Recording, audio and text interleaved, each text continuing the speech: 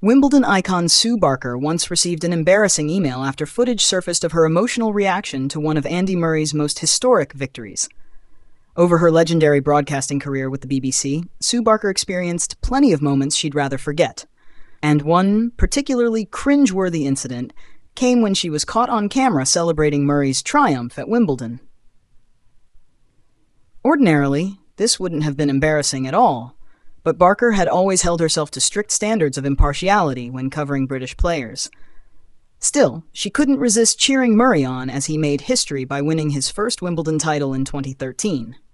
Barker, who also once admitted to nearly setting the media center on fire, took pride in appearing neutral whenever British players competed at SW19. Yet a leaked behind-the-scenes clip showed just how invested she really was in Murray's success.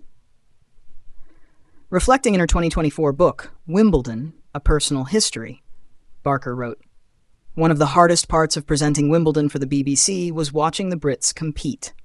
Having represented myself, those Whiteman Cup victories still mean more to me than my Grand Slam title or my world number 3 ranking. It often left me a nervous wreck. I was always careful to stay strictly neutral on air, but deep down I was desperate for the home players to do well.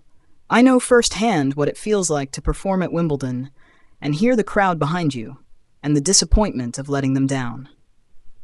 The most nerve-wracking moment for me came during Andy's 2013 quarterfinal against Spain's Fernando Verdasco.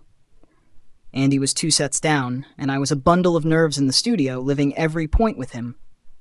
Joe, the sound technician, secretly filmed me cheering and pumping my fists, then sent the clip to Judy Murray, who passed it on to Andy and his wife Kim. I was mortified, but Andy managed to turn the match around and eventually went on to win Wimbledon.